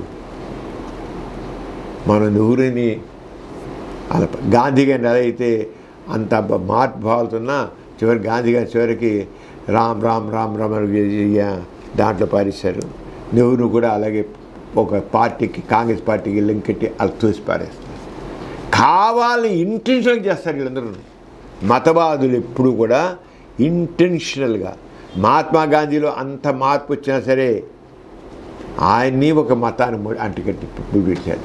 నెహ్రూని పక్క ఒక కాంగ్రెస్ పార్టీకి ముడిపెట్టి చూశాడు. కానీ ఒక లౌకికవాదం ఆయన ఎంత చెప్పాడో అదంతా కూడా రాజ్యాంగ విలువను కాపాడడం, శాస్త్రీయంగా పొందుదడం, మత విద్వేషం, కుల వివక్ష తావు లేకుండా ప్రజాస్వామ్యం బలుపై చేయడం, ఇవన్నీ నెహ్రూ ప్రధాన విషయాలు. వాటి మీద అంచేత నెహ్రూ లౌకికవాదం భారతదేశానికి అత్యంత అవసరమైన ప్రజాస్వామ్య విలువల్లో ఒకటి. మతం వ్యక్తిగత విశ్వాసంగా ఉండాలి. ప్రభుత్వం మాత్రం ప్రతి పౌర హక్కులను సమానంగా రక్షించే లౌకిక వ్యవస్థగా ఉండాలి. అది కావాలి. గవర్నమెంట్కి ఏం కావాలి? ప్రభుత్వం ప్రతి పౌర హక్కులను సమానంగా రక్షించే లౌకిక వ్యవస్థ ఉండాలి. అదే భారత రాజ్యాంగం ఆత్మ, అదే నెహ్రూ కలగల భారతదేశం. ఒక మతం వాడికేమో సపోర్టు, ఇంకో మతం వాడినేమో పక్కనే. నెహ్రూ కాదు. అందుకే నెహ్రూ గారు ఏమన్నారు? ప్రసిద్ధ ఏంటంటే దేశ సేవలో భాగస్వామ్యం కావడమే నిజమైన పౌరసత్వం. ఏంటంటే సిటిజన్షిప్ అంటే దేశాన్ని అభివృద్ధి చేయడంలో భాగస్వామ్యం కావడం. I'm Indian, I'm proud of Indian అంటే ఊరిగా చెప్పుకోవడం కాదు, దేశ అభివృద్ధిలో దాని నేను సైతం నేను సైతం ప్రపంచాగ్ని సభ్యులకు ఆహుతి ఇచ్చాను అంటాడు. ఆ రంగానే దేశ అభివృద్ధిలో ప్రతి ఒక్కటి పాల్గొనాలి. వాడు ఏ కులం కావచ్చు, ఏ మతం కావచ్చు, వాడే నిజమైనటి భారతీయుడు. అది కులంతో మనతో దేశ సంబంధం లేదు. ఇంకొన్ని సంస్కృతి అంటే మానసు విశాలత పెరగడం. సంస్కృతి అంటే మనసు విశాలంగా తయారవ్వాలి, మానసికంగా వాడు కూడా ఉన్నతంగా ఉండాలి. అలాగే వాస్తవాలు మనకి నచ్చినా నచ్చకపోయినా వాస్తవాలుగానే ఉంటాయి. ఒప్పుకోకపో ఇండోది వాస్తవాలు మనకు ఉన్న ఫ్యాక్ట్స్ ఉన్నాయి, చెప్పుకుని మాట్లాడుతున్నాం మనం. ఈ ఫ్యాక్ట్స్ అని ఒప్పుకునకపోయినా ఫ్యాక్ట్సే. ఇప్పుడు మన సమాజంలో ఉన్న ఈ కులతత్వాలు మతత్వాలు రెచ్చగొడుతున్నారు కదా, ప్రభుత్వ పరంగానే రెచ్చగొడుతున్నారు కదా, ఇవన్నీ ఫ్యాక్ట్సే. నువ్వు ఒప్పుకోకపో అదే ఫ్యాక్ట్స్. అది నెహ్రూగా చెప్పినది. శాస్త్రీయ స్వేచ్ఛాయుత మనిషికి లక్షణం. శాస్త్రీయ సైంటిఫిక్ టెంపర్ ప్రతి వ్యక్తి స్వేచ్ఛగా ఆలోచించేవాడి యొక్క లక్షణం. ఎవడైతే స్వేచ్ఛగా ఆలోచిస్తాడో వాడికి సైంటిఫిక్ టెంపర్ ఉండి తీరాలి, ఉంటుంది అన్నాడు. మతం పట్ల విధేయత కంటే దేశం పట్ల విధేయతకే ప్రాధాన్యత ఉండాలి. నువ్వు చెప్పినవి నేను. మతం పట్ల విధేయత కంటే దేశం పట్ల విధేయతకే ప్రాధాన్యత ఉండాలి. మతం కాదు, రాజ్యాంగం మరియు శాస్త్రకృతమే ఆధునిక భారతదేశానికి పునాది అన్నాడు. మతం కాదు, రాజ్యాంగం మరియు శాస్త్రకృతమే. ఎక్కడో సైనిక టెంపర్ పెట్టాడు చూడు. రాజ్యాంగం, శాస్త్రీయ దృక్పథం ఇవే ఆధునిక భారతదేశానికి పునాది. మతం కాదు, రాజ్యాంగం, కాన్స్టిట్యూషన్ అండ్ సైంటిఫిక్ టెంపర్. ఆయన సైంటిఫిక్ ఉదాహరణ ఎప్పుడు మాట్లాడాడు. అంటే మన కాన్స్టిట్యూషను, సైంటిఫిక్ టెంపరు ఆధునిక భారతదేశానికి పునాది. మన సైంటిఫిక్ పక్కన పారేస్తున్నాం. ఆయన ఎంత స్పష్టంగా చెప్పాడు. అంటే మానవ గౌరవం, శాస్త్రీయ పదం, లౌకిక ప్రజాస్వామ్యం, సామాజిక సమానత్వం ఇవే ఆధునిక భారత నిర్మాణానికి శాశ్వత పునాదులు అని చెప్పాడు. ఇదే మా కూడా. అందుకే మనం ఇప్పుడు కూడా అసలు కంప్లీట్గా ఒక పిక్చర్ తెలుసుకోవాలి వ్యక్తి గురించి. నెహ్రూ అంటే ఎంత ఉందో చూడు. ఆ నెహ్రూని నువ్వు ఏదో ఒక కాంగ్రెస్ పార్టీ నాయకుడు అని తోసేయడం కాదు. ఒక విశాలమైన మానవీయ విలువలతో, విశాల మానవత్వంతో ఉన్నది మానవతావాది, లౌకికవాది జవహర్లాల్ నెహ్రూ. ఇది మనం వెళ్ళి తెలుసుకో. అందుకే ఇలాంటి వ్యక్తులను తెలుసుకోడు మనం కూడా ఒక ప్రేరణ పొందుతాం. ఎథీస్ట్ బులెటిన్లో చిన్న విరామం. టోల్ ప్లాజా విషయంలో సరైన రూల్స్ లేకపోవడం, సోషల్ మీడియాలో వచ్చే అబద్ధపు ప్రకటనలు, ట్రావెలింగ్ ఏజెంట్స్ చేసే మోసాలు, సమాజంలో జరుగుతున్న రకరకాల కల్తీలు, రియల్ ఎస్టేట్స్లో జరిగే మోసాలు, పార్సిల్స్పై దగాలు, కోచింగ్ సెంటర్లు చేసే అబద్ధపు ప్రచారాలు, వినియోగదారులు ఇలాంటి మోసాల వలలో చిక్కుకోకుండా ఎలాంటి జాగ్రత్తలు తీసుకోవాలి, ఒకవేళ మోసాలకు గురైతే ఏం చెయ్యాలి, ఇలా ఎన్నో వినియోగదారుల సమస్యలకు తెలుగు, ఇంగ్లీష్లో డాక్టర్ PVVS మూర్తి గారి సమగ్ర విశ్లేషణ. ఇలా సమాజంలో వినియోగదారుల చైతన్యం కోసం, సమాజాభివృద్ధి కోసం నిరంతరం కృషి చేస్తున్న మా సమరం వినియోగి ఛానల్ను తప్పక వీక్షించండి. ఎథిస్ట్ బులెటిన్కి తిరిగి స్వాగతం. డాక్టర్ గారు, రుద్రాక్షలు ఎంతో శక్తివంతమైనవని, వాటిని ధరిస్తే దుష్ట శక్తులు, గ్రహదోషాల నుంచి రక్షించబడతామని అంటారు కదా, దీని గురించి మీరేమంటారు?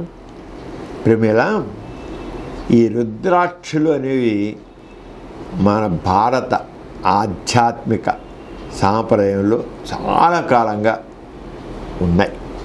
రుద్రాక్షలు చూస్తే చాలా మెల్ల వేసుకుంటారు, పూజిస్తుంటారు. ఇలా పూజ జపం చేసిన చేతి తిప్పుతుంటారు రుద్రాక్షమాలని. ఇవన్నీ ఈ భారతీయ సంప్రదాయంలో రుద్రాక్షలు బాగా. రుద్రాక్షలు అయితే సీడ్స్ ఏం లేదు, ఉట్టి గింజలు, చింత గింజలు, ఈత గింజలు, ఇలాంటి గింజలు అవి. అంతకనే లేదు. దానికి చూడడానికి మరి ఫేస్ రకరకాల ఫేసెస్, రెండు ముఖాలు, 3 ముఖాలు, 4 ముఖాలు, 6 ముఖాలు, 7 ముఖాలు, 8 ముఖాలు. ముఖాలు అంటే అలా గోడు ముద్దులు గుంటలో ఉంటాయి కనుక అంచేత ఆ రుద్రాక్షలుగా అన్ని రకాలుగా ఒక్కొక్క విత్తనం ఒక్కొక్క షేప్లో మారుతుంటాయి కనుక ఆ షేప్సే అది ఆ జీన్లో ఉంటుంది. దాన్ని సంబంధించి అలాంటి బట్టి ప్రత్యేకంగా ప్రాధాన్యత వచ్చినాడు. అంతకీ లేదు. చింతగింజకి ఎంత ప్రాధాన్యత ఉందో రుద్రాక్షకి అంతే ఉంది. ఏం గొప్పే కాదు, రుద్రాక్ష ఏం గొప్ప కాదు. అయితే షేప్స్ మార్పు అంటే మనిషికి ఒక రకమైన అట్రాక్షన్, కొత్త వింత ఓ పిచ్చి, అది పిచ్చి అని పడుతుంది. చాలామంది వాటిని భక్తికి చిహ్నంగా లేదా ధ్యాన సమయంలో జపమాలుగా ఉపయోగిస్తారమ్మా. అది వాటి గురించి మూఢనమ్మకాలు, రకరకాల మూఢనమ్మకాలు రుద్రాక్ష గురించి. రుద్రాక్ష అన్ని రోగాలను నయం చేస్తాయి, ఒక నమ్మకం. ఇంత చెప్తాను. చింతకాయ పిక్కలు, ఈతకాయ గింజలు, ఇంకా గింజలు చాలా రకరకాల గింజలు ఉన్నాయి. అది ఏదో గింజ ఇది. కానీ వీళ్ళు ఏమనుకున్నారు, రుద్రాక్షలు అన్ని రోగాలను నయం చేస్తాయి. ఇంకోటి గుండె జబ్బులు, మధుమేహం, రక్తపోటు వంటి వ్యాధులను నియంత్రిస్తాయి, పెరగకుండా ఆపేస్తాయంట. ఇంక డాక్టర్లు ఎందుకు, ఈ మందులు ఎందుకు వస్తాయి ఇవన్నీ? మా వేది ప్రతివాళ్ళలో ఉంటాయి రుద్రాక్షలు. ఆ పిచ్చిగా పెట్టుకుంటారు, మెడలో ఇంత వేసుకుంటారు, కొంత మెడ నిండా వేసుకుంటారు. మరి అలాగే రోగాలు లేకుండా ఉంటాయా? మరి తగ్గేది అంటే దుష్ట శక్తులు, దృష్టి దోషం, గ్రహదోషం నుండి రక్షిస్తాయి. అసలు ఎలా పెడతారు దాన్ని? గొప్పదాన్ని ఆపాదించాలంటే ఎన్ని చెప్తారో చూసుకో. దుష్ట శక్తులు రావు, దెయ్యాలు, భూతాలు, పిశాచాలు రావు. దృష్టి దోషం, దిష్టి దేని తగలదంట. గ్రహదోషాలు, సూర్యగ్రహణం లేకపోతే ఈ గ్రహాల్లో ఉన్నాయి దోషాలు ఏం రాకుండా ఉంటాయి. అదృష్టాన్ని మార్చి సంపదను తెస్తాయి. ఇంకా చూడబ్బా, ఒక పేదవాడు మెడలేసి అందరు పేదవాళ్ళతో దేనికి బాగుపడిపోతారు. ఇసుక అందరి మెడలో ఈ ఆస్తులు పెద్దవాడు పేదవాళ్ళు తీసుకొచ్చి వేసుకోరా అని వేసేస్తే వాళ్ళందరూ అడుక్కునేవాడు కూడా మంచివాడు అయిపోతాడుగా. చేసుగా మరి అంత గొప్పగా చేస్తే మరి అదృష్టాన్ని వాళ్ళు మార్చేస్తాయి కదా. వాడు దురదృష్టం. ఏం చేద్దాం? కర్మ ఎవరు మార్చగలడు? ఆస్తికత్వం ఎస్కేపిజం ఉంటుంది. అని అన్నాకో ఏం చేస్తాం? ఏం చేద్దాం? కర్మ, వాడు దురదృష్టం. పూర్వకాలం ఎంత పాపం చేశాడు వాడు, అందుకని పడిన అనుభవించాలి. కర్మఫలం ఎక్కడ పోతుంది? ఇది మాట్లాడతారు. అబ్బా, ఆస్తికత్వంలో ఎస్కేపిజంకి సభా ఎక్కడ దొరుకుతాయి ఆస్తికత్వంలో. ఏమయ్యా మరి అదృష్టం ఉన్నానో కదా, వాడికి ఇవ్వబోయే మామూలుగా బాధపడేవాడికి వచ్చి ఏం చేద్దాం? కర్మ, వాడి దురదృష్టం. ఆ కర్మని ఎవడు మార్చగలడు? కర్మఫలం అనుభవం తీరాల్సిందే. బుర్రకు ఎక్కించేస్తారు, మహాశివుడు ఇలా ఎక్కించేసి అందరినీ. అందుకే దాసోహం. ఈ మనుషులందరూ ఈ ఆస్తికత్వంతో మనుషులు ఇలాగే తయారు, ఈ చెత్త మాటలతోనే. పరీక్షలో విజయం వచ్చేస్తుంటమ్మా. ఉద్యోగం, వ్యాపార అభిరుచి కలిగిస్తాయి. ఎంత చూసావు వృద్ధాక్షలకి ఇంత చేసే విత్తనాలు. ఒక నిర్దిష్ట ముఖం ఒకడు ఉంటే ఒక నిర్దిష్ట ముఖి రుద్రాక్ష, ఒక నిర్దిష్ట ముఖి రుద్రాక్ష ప్రత్యేక అతీంద్రియ శక్తులను ఇస్తుందంట. ఒక ముఖ్య ఈ రకం ముఖ్యంగా ఉన్నట్లయితే ఆ రుద్రాక్ష ఈ రకం ఉంటే ఎక్కడో మ్యూటేషన్ వల్ల ఏదో ప్రత్యేక కుక్క మూతి పిందులు అంటారు. కుక్క మూతి పిందులు అనేది రుద్రాక్ష వేస్తే అది పెద్ద అదే దానికి అతీంద్రియ శక్తిని ఆపాదించేస్తారు. అంచేత ఒక నిర్దిష్ట ముఖి రుద్రాక్ష ప్రత్యేక అతీంద్రియ శక్తులను ఇస్తుంది. ఇవన్నీ ఎన్ని రకాల మూఢనమ్మకాలు రుద్రాక్షలు అంటే ఆస్తికత్వంలో ఇక హద్దు లేదు అబద్ధాలకి. దేవుడే అబద్ధం కదా, దేవుడినే అబద్ధంగా సృష్టించగలిగినవాడు ఇవన్నీ ఎందుకు సృష్టించలేరు? ఆస్తికులు జనాలు మూర్ఖంగా ఎందుకు వచ్చరు? ఈ రకంగా చెప్పే జనాలందరినీ ఇన్ని శతాబ్దాలుగా మూర్ఖులుగా ఉంచారు. యుగాలుగా మనుషుల్ని మూర్ఖులుగా ఉంచింది ఆస్తికత్వం. కొంతమంది రుద్రాక్ష ధరించిన తర్వాత మానసిక ప్రశాంతత కలిగిందని చెబుతారు. అమ్మ వేసుకున్నాను, చాలా నేను వేసుకున్న తెప్పించాను అక్కడ హిమాలయాల నుంచి చేశాడు. మంచి చాలా వేస్తున్నారు. ఎంత ప్రశాంతత ఉంది అనుకున్నారు. నాకు కూర్చుని నాకు చాలా ప్రశాంతత ఉంది బ్రదర్, చాలా ప్రశాంతత ఉంది అంటాడు. అలాంటి వాళ్ళకి అది రుద్రాక్షలోని అతీత శక్తి వాళ్ళకి కాదు. ధ్యానం, విశ్రాంతి, విశ్వాసం, లేకపోతే ప్లాస్మో ప్రభావం ఉంటుంది. ప్లాస్మో అంటే ఊరికి అంతే, అంటే కాణాల పట్ల ఇటువంటి అనుభూతులు కలవచ్చు. మనసులో సజెషన్ పెట్టి ఇది వేసుకున్నా కనుక నాకు శాంతి కలుగుతుంది అని అనుకుంటే ఆ సజెస్టిబిలిటీ మెంటాలిటీ అందరూ అంతే తప్ప దానివల్ల ఏమీ చేయదు. రుద్రాక్షకు అతీంద్ర శక్తులు ఆపాదించి ప్రజలను భయం, ఆశ, మూఢనమ్మకాలతో ప్రభావితం చేస్తున్నారు ఈ ఆస్తికులంతా. భయం వస్తుంది. అలాగే మనిషి తన జీవితాన్ని రుద్రాక్షలు, తాయెత్తులు, యంత్రాలు, గ్రహాలు లేదా అద్భుత శక్తులపై ఆధారపరచకూడదు. ఈ రుద్రాక్షలను నమ్ముకోవద్దు. ఈ రుద్రాక్ష తన ఆరోగ్యానికి ఆ వైద్యశాస్త్రాన్ని, తన విజయానికి కృషిని, తన ఆరోగ్యానికి వైద్యశాస్త్రాన్ని, తన విజయానికి కృషిని, తన సమస్యలకు హేతుబద్ధ పరిష్కారాలని ఆశ్రయించాలి. అంతేగాని రుద్రాక్షలు మాత్రం కాదు. అంచేత ఈ రుద్రాక్షలు బహుముఖమైన రుద్రాక్షలే అవి అవసరం. అంచేత రుద్రాక్ష అనేది కేవలం విత్తనం మాత్రమే. దానికి మనుషులు సాంస్కృతిక, మతపరమైన ప్రాముఖ్యత ఇవ్వడం తప్పు. అతీంద్ర శక్తుల మూలంగా ప్రచారం ప్రజలు తప్పుగా పట్టించడమే. మనిషి జీవితాన్ని మార్చే రుద్రాక్ష కాదు జ్ఞానం. మనిషి జీవితాన్ని మార్చే రుద్రాక్ష కాదు జ్ఞానం, శాస్త్రం, కృషి, బాధ్యత, క్రిటికల్ థింకింగ్. అవే మనిషిని మార్చే రుద్రాక్షలు కాదమ్మా. రుద్రాక్షలు నమ్ముకోవడం అంత మూర్ఖత్వం కోరలేదు. నీ జీవితాన్ని మార్చేది రుద్రాక్ష కాదు జ్ఞానం. నీలోని జ్ఞానం, నీలోని శాస్త్ర విజ్ఞానం, నీలోని కృషి, నీలోని బాధ్యత. అదే నీకు క్రిటికల్ థింకింగ్ ఉంటేనే నువ్వు అవుతావు అని గుర్తించాలి. డాక్టర్ గారు, ఈ నెల 12వ తేదీన ఇంటర్నేషనల్ యూత్ డే కదా. దేశ భవిష్యత్తు, పురోగతికి యువతరమే కీలకం అన్నదానిపై నాస్తిక కేంద్రం అభిప్రాయం ఏంటి? ప్రిమేల, ప్రపంచవ్యాప్తంగా ఆగస్టు 12ని ఇంటర్నేషనల్ యూత్ డేగా సెలబ్రేట్ చేస్తారు. ఎందుకు ఏమిటంటే సమాజాన్ని ముందుకు నడిపించేది యువతే. ఆ యువశక్తిని సరిగ్గా ఉపయోగించుకోవాలి.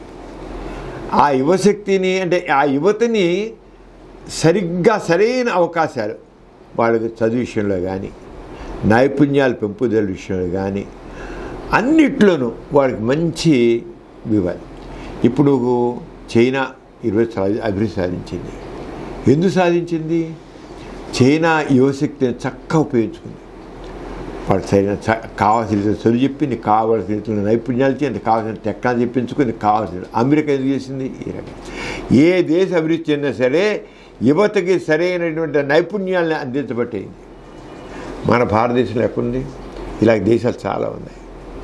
యువశక్తిని వృధాపరుచుకున్నారా?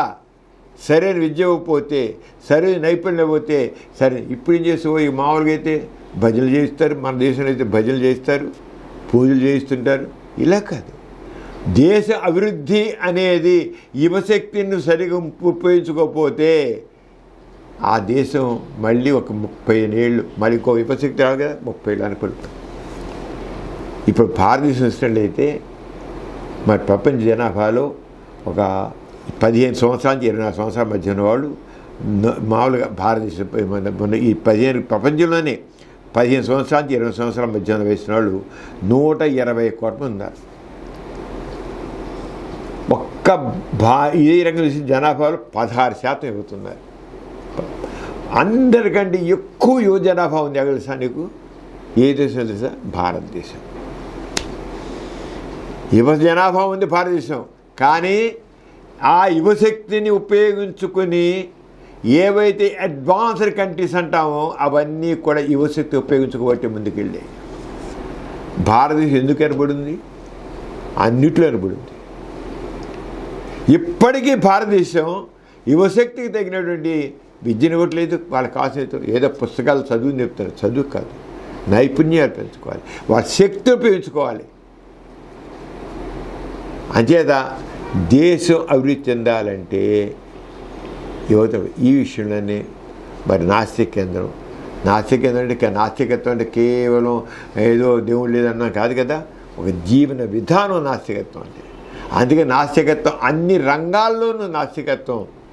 గోరాగారు పెద్ద పాజిటివ్ తీయడం అంతే కదా. దేవుడు లేరు అన్నప్పుడు మనిషే మూలం. ఈ సమాజాన్ని నిర్మించేది మనిషే. మన అభ్యున్నతి జరిగేది మనిషి ద్వారానే. ఆ అభ్యున్నతిని ఉపయోగం మన మనిషి సమాజం అభివృద్ధి చెందాలంటే కావలసిన యువశక్తి. అందుకే నాస్తికం ఏం చేస్తుంది? యువశక్తిని ఏ రకంగా అభివృద్ధి చేసుకోవాలి. మన సమాజం బాగుపడాలి, అందరూ హాయిగా ఉండాలి, అందరికి చక్కని అవకాశాలు కావాలి, అందరి సమైన అవకాశాలు కావాలి.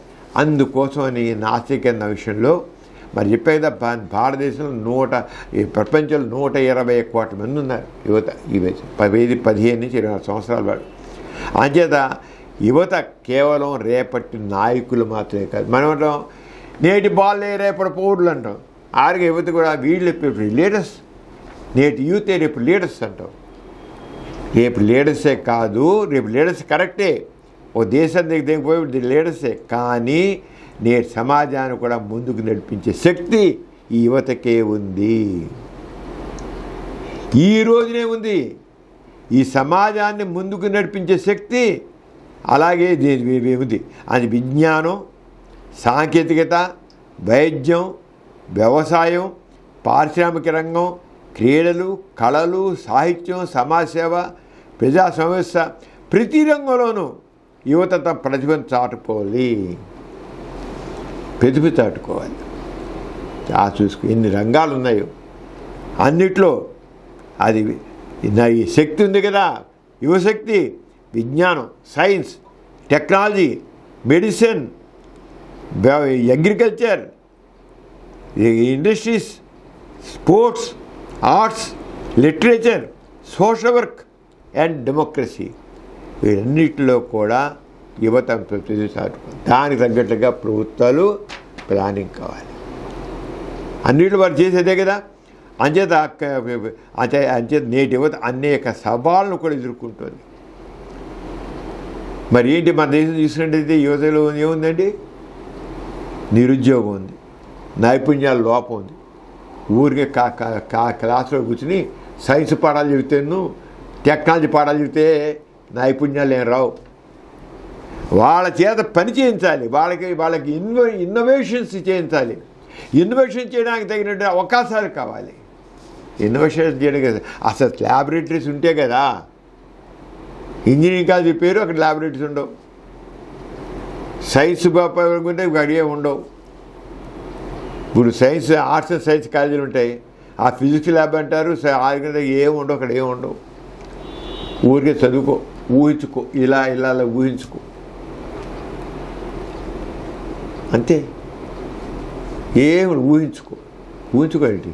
సైన్స్ అనేది ఆల్వేస్ ప్రాక్టికల్. అలాగే ఇంజనీరింగ్ కాదు, వాటికి నిరంతరం వాళ్ళని ఆ రంగం మోటివేట్ చేయాలి. అంతే దానివల్ల ఏమొస్తుంది, నిరుద్యోగం ఉంటుంది, నైపుణ్యాల లోపం ఉండకేం చేస్తుంది, వీళ్ళు చేయిస్తే కదా, చేయడానికి అవకాశం ఇస్తే కదా, అక్కడ ల్యాబొరేటరీస్ ఉంటే కదా, వర్క్షాప్స్ ఉంటే కదా. నాణ్యమైన విద్య అందుబాటులో లేదు, మానసిక ఆరోగ్య సమస్యలు వస్తున్నాయి. ఏమిటి డిప్రెషన్స్, ఉద్యోగానికి ఉద్యోగం రావట్లేదు, చదవట్లేదు, మనం అనుకున్న నేర్చుకోలేకపోతున్నాం, ఇక్కడ మానసికంగా వస్తున్నాయి. అలాగే దీనికి తోడిగా చూస్తున్న సమాజంలో డ్రగ్ అబ్యూస్. ఇంకేం చేస్తావాడు, స్ట్రెస్ ఫీల్ అవుతున్నాడు, డిప్రెషన్కి వెళ్తున్నాడు, ఇంకొక రిలీఫ్ కోసం డ్రగ్ అబ్యూజ్. సామాజిక మాధ్యమంతో ఇంకా పైగా సోషల్ మీడియా, పనికిరాని సోషల్ మీడియా పనికి పనికిరాని తప్పుడు ప్రచారాలు, మూఢనమ్మకాలు. ఇక దీని చూడగా ఇక ప్రతి సినిమాలు తీసాం ఇంకోటి అంత హింసాత్మక ధోరణులే, ప్రతిదీ హింస, దేనికని హింస. సమస్య పరిష్కారం వైలెన్సే. ఆయన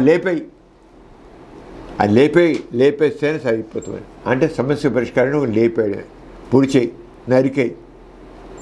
వాట్ ఇస్ దిస్? ఇలా ఉంది ఇప్పుడు అంతా. ఇలాంటి భావజాలం యువత భవిష్యత్తు ఎలా చూస్తుంది? అందుకనే నాస్తిక ఏం చెబుతుందంటే, ఈ సమస్యలు ప్రభుత్వం అలాగే కుటుంబం, విద్యా సంస్థలు, సమాజం కలిసి వాటిని పరిష్కరించాలి. అంతేగాని సంవత్సరానికి ఒకసారి ఆగస్టు 10న యూత్ ఫెస్టివల్, యూత్ డే అని సెలబ్రేట్ చేసి అయిపోవాలి. ఇది కుటుంబాలని, సమాజాన్ని, విద్యా సంస్థల్ని, ప్రభుత్వాన్ని అలర్ట్ చేస్తుంది. నువ్వు ఎక్కడ ఫెయిల్ అవుతున్నావు, ఎక్కడ వాళ్ళకి నువ్వు చేయలేకపోతున్నావు, ఎక్కడ ఏ దేశాలు ఎందుకు ముందుకెళ్ళాయి, ఆ దేశ అభివృద్ధి చెందిన కారణం ఏమిటి, యువశక్తిని ఎలా ఉపయోగించుకున్నారు, యువశక్తికి ఎలాంటి డైరెక్షన్ ఇచ్చారు, ఎలాంటి ట్రైనింగ్ ఇచ్చారు, ఎలా చేశారు. చైనా అంత ఈ రోజు ప్రతి ఇల్లు ఒక పరిశ్రమ చేసేదే. ఎలా వచ్చింది? ప్రతి ఇంట్లో ఒక ఇన్నోవేషన్ ఒకటి జరుగుతుంది. అంటే అది ఎడ్యుకేషన్ ఆర్ ప్రొడక్షన్ వైపు ఉండాలి. అంతే. యువత అభివృద్ధికి విద్య అత్యంత ప్రధానమైన సాధనం. విద్య అంటే కేవలం ఉద్యోగం సంపాదించడం మాత్రమే కాదు. మా ఈ రోజుల్లో ఇంజనీరింగ్ అయిపోయినా అంటే ఉద్యోగం ఎక్కడొస్తుంది? వాడు మెకానికల్ ఇంజనీర్ అవుతాడు, వాడు కంప్యూటర్ ఇంజనీర్ అవుతాడు, ఒక ఎలక్ట్రానిక్ ఇంజనీర్ అవుతాడు. ముందు ఉద్యోగం. అరే what I can do, innovation ఏం చేస్తానని అనుకోవట్లేదు. ఎందుకని? మా చదువు అలా ఉంది. ఇన్నోవేషన్స్ ఉంటేనే సమాజం ముందుకు వెళుతుంది. అంతే ఇది వచ్చింది, నా చేతికి బీటెక్ డిగ్రీ వచ్చేసిన కనుక నాకు అన్నీ జాబు, ఎక్కడో క్లర్క్ జాబ్ లాగా దూల్చి వస్తుంది. What is this? కాదు, మన థాట్ ప్రాసెస్లో మార్పు రావాలి. అంచేత సంపాదన కాదు, వ్యక్తిత్వ వికాసం కావాలి, శాస్త్రీయ దృక్పథం కావాలి, సైంటిఫిక్ టెంపర్. ఎందుకు, ఏమిటి, ఎలా, ఎందుకు ఇలా ఉంది యువత భవిష్యత్తు, ఎందుకు, ఏమిటి, ఎలా ఆలోచించండి. అంతేగాని నిరుద్యోగం ఉంది, పేదలకు అవకాశాలు లేవు, చదువులు ఏడ్చాయి, కళాశాల లీడ్స్ వచ్చాయి, ఎక్కడ అవకాశాలు లేవు, ఏమీ లేవు. అక్కడ ఏ రకం సైబేం లేవు, సదుపాయాలు లేవు. ప్రతి ఆ ఇంజనీరింగ్ కాలేజ్ ఏ సదుపాయాలు లేవు. ఏంటి పార్ట్ దిస్? అది సరైన ఒక క్రిటికల్ విమర్శనాత్మక ఆలోచన, నైతిక విలువలు, సామాజిక బాధ్యత, మానవ నిబద్ధం అవి కూడా కావాలి. ప్రశ్నించే స్వభావం, పరిశోధన దృష్టి, సృజనాత్మకత, క్రియేటివిటీ కావాలి. సమస్యలు శాస్త్రంగా పరిశీలించే సామర్థ్యాన్ని విద్య పెంపొందించాలి. ఇది కోరే నాస్తికం. ఊరికే చదువు కాదు, చదువులండి. డిగ్రీ చేతికి ఇచ్చేసి బయటపారి. ఇప్పుడు విద్యా సంస్థలు ఏం చేస్తాయి, డిగ్రీ ఇస్తున్నాయి, యూనివర్సిటీలు ఇస్తున్నాయి, డిగ్రీ ఇస్తే బయట తోలేస్తున్నాయి. తర్వాత ఏం లేదు. ఏముంది బయట? ఎందుకు పనికొస్తారు? యూనివర్సిటీలు కానీ ఈ ఎడ్యుకేషన్ ఇన్స్టిట్యూషన్ కానీ డిగ్రీ చేతికి ఇచ్చాడో పోరా అన్నాం. ఏమిస్తాయి బయట? ఏముండి చేయడానికి?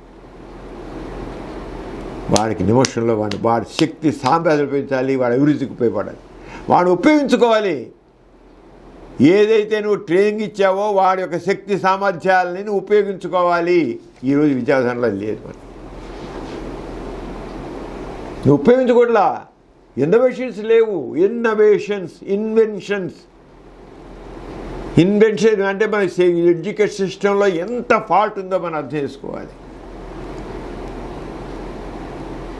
ఎందుకు ఒక సైన్స్ అండ్ టెక్నాలజీకి సంబంధించిన వ్యక్తి వాడు బయటకు వచ్చాయంటే ఇన్నోవేషన్స్ ఉండాలి, కొత్తవి కావాలి. మనిషి కొత్త చేసి అన్నిటికీ ఎంతో సమాజం ముందుకు టెక్నాలజీని ఈజీ చేయాలి.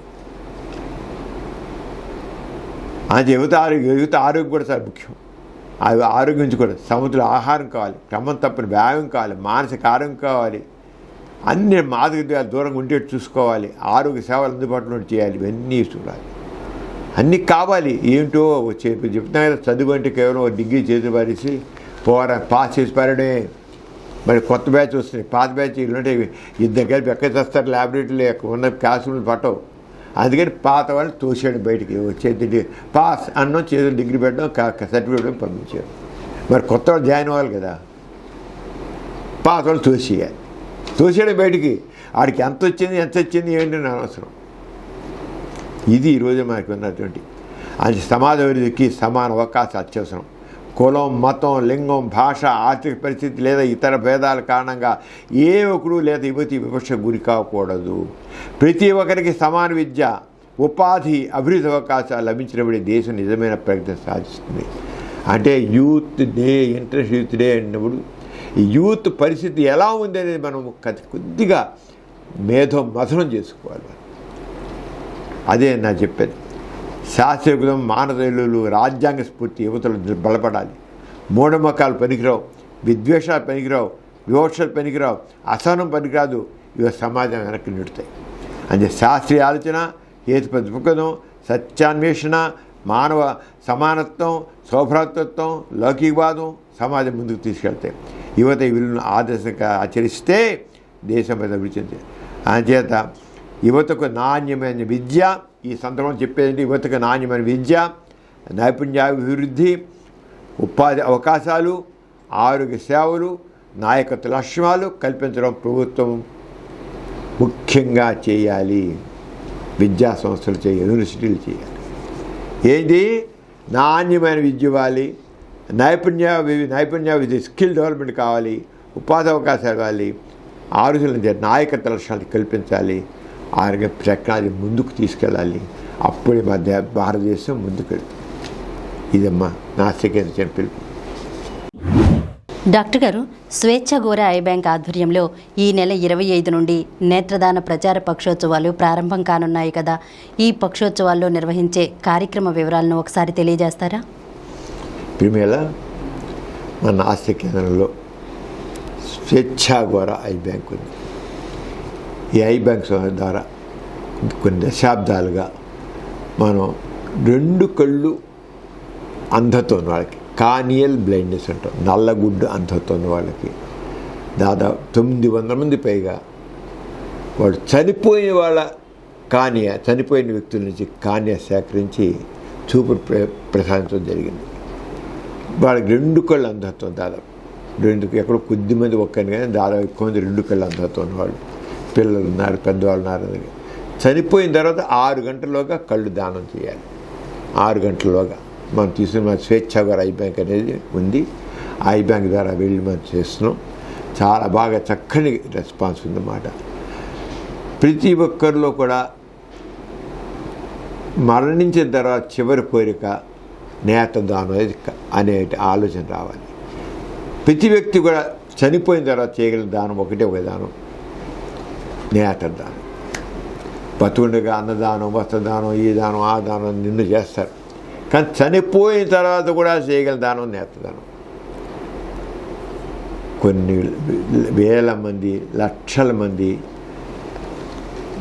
నల్లగుడ్డు అంధత్వంతో ఉన్న మన భారతదేశంలో కూడా దాదాపు 12 లక్షల మంది, 10-12 లక్షల దాకా నల్లగుడ్డు అంధత్వం ఉంది. నేత్రాలు దానం చేసేవాళ్ళు. మనకి ఏటా మన భారతదేశంలో 95 లక్షల నుంచి 1 కోటి మంది మరణిస్తారు. 95 లక్షల నుంచి 1 కోటి మంది. కానీ కింద సంవత్సరం చూసినట్లయితే కింద సంవత్సరంలో నేత్రదానం చేసేవాడు 95 లక్షల నుంచి 1 కోటి మంది మరణిస్తున్నారు కదా. ఆ 1,000,000 మందిలో కళ్ళు దానం చేసినంతమంది తెలుసా? 35,000. 35,000. 35 లక్షలు కాదు, 35,000.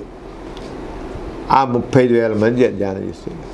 అయితే ఈ నేత్రదానం చేసిన ప్రతి ఒక్కరి కళ్ళు కూడా అంత క్వాలిటీ ఉండవు. అంటే వాళ్ళలో 40 to 50% ఇంకోళ్ళకి పెట్టడానికి అర్హత. కానీ ఎవరైనా నేత్రదానం చేయొచ్చు. 6 నెలల వయసు నుంచి 6 నెలల బిడ్డ, చంటి బిడ్డ, 6 నెలల చంటి బిడ్డ వయసు నుంచి ఎంత వయసు, 80 ఏళ్ళు కావచ్చు, 90 ఏళ్ళు కావచ్చు, ఎవరైనా సరే నేత్రదానం చేయొచ్చు. నేత్రం అంటే ఏముంటుంది? చాలామంది ఏంటి, అమ్మో కళ్ళు తీసుకున్నట్లయితే కళ్ళు చూడలేము, చాలా వికృతంగా ఉంటుంది. ఏమీ లేదు. కన్ను తీస్తే ఏమీ లేదు. ఆ కన్ను గుడ్డు తీసినా, కాన్నే తీసినా దాంట్లో దూదలు పెట్టేసి ఇలా మూసేస్తే నార్మల్గా ఏం తెలియదు. అసలు కన్ను తీసినట్టు తెలియదు. మొత్తం ప్రాసెస్ అంతా ఒక 5 నుంచి 10 నిమిషాలు అయిపోతుంది.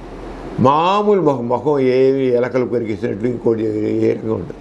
మామూలు చెబితే తప్ప తెలియదు. అసలు కన్ను తీసినట్లు కూడా తెలియదు, అంత ఇదిగా ఉంటుంది. కానీ ఎన్నో రకాలని ఒక మతస్థులైతే దేవుడు ఇచ్చిన దాన్ని తీయడానికి వీల్లేదు. దేవుడు ఈ శరీరం ఇచ్చాడు, శరీరం నుంచి ఏ భాగం తీయకూడదని వాళ్ళు ఉన్నారు ఒక మతంలో వాళ్ళు. కానీ వాళ్ళు మాత్రం కళ్ళు పెట్టించుకుంటారు.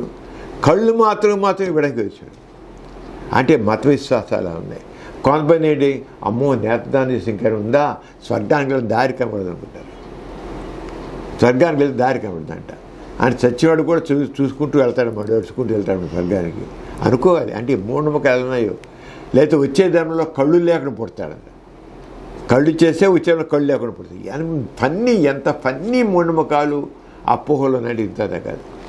కళ్ళు ఇస్తే వచ్చే ధర్మంలో కళ్ళు లేకుండా పుడతారు, లేకపోతే స్వర్గంలోకి త్రిశంగ స్వర్గంలోని అలా తేలాడుతుంటాయట. ఇలాంటి మూఢనమ్మకాల్లో ఎంతమందో నేతనం ఇవ్వట్లేదు. నేతనం చేసేట్లయితే, నిజంగా సరిగ్గా చేసేట్లయితే భారతదేశంలో 12 లక్షల మంది నేతదానం చూపించేవాళ్ళు ఉన్నారు. అలా సంవత్సరానికి 1 లక్ష మందికి మనం కళ్ళు పెట్టగలిగితే ఒక 12 ఏళ్ళు 15 ఏళ్లలో మనం ఈ అంధత్వం చాలా నివారించవచ్చు ఇవ్వగలిగితే. కానీ ఆ రకమైన సంకల్పం ఉండటం లేదు. మనుషుల సంకల్పం కావాలి. మరి ఆ నేత్రదానానికి మరి నేత్ర 1 లక్ష మందికి కళ్ళు గుడ్డు వాళ్ళకి పెట్టాలంటే అయితే గుర్తించాలి దీంట్లో.